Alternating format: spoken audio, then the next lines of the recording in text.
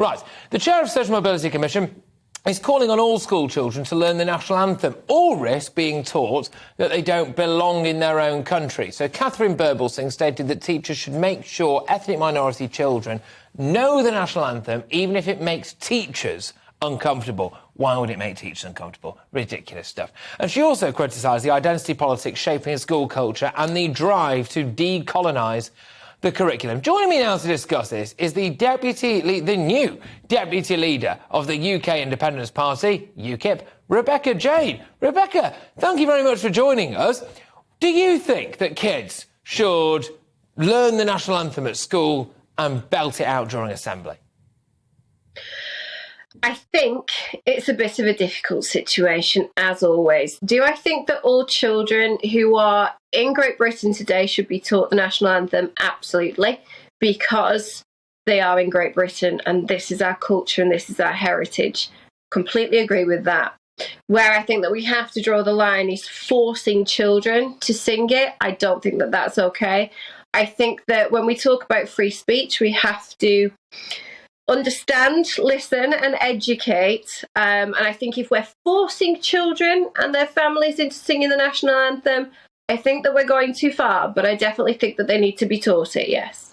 One of the things that Catherine Birbalsingh said that it might help to do is help to promote integration. We do have a lot of children who are either immigrants themselves or come from, say, first-generation immigrant families, and that maybe they don't always feel as part of British culture or as aware of British culture as they could do. So potentially this is a way of helping to sculpt national identity, all uniting under one song.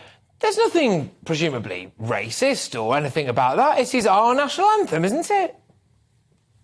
I think that that's possibly, there's nothing racist about it. It is our national anthem. They do need to be taught it.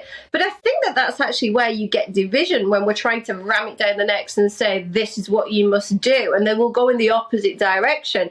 I know if you tell me something that I've got to do, I'm probably going to go, no, and I'm going to do what I want. Thank you very much. So we should be asking them to embrace it. And it's the way that actually we try and help them to understand of why it's important and actually appeal to, you know what, this is why we love our country, rather than make it into something negative of you must do this. That's not going to help racially integrate anybody.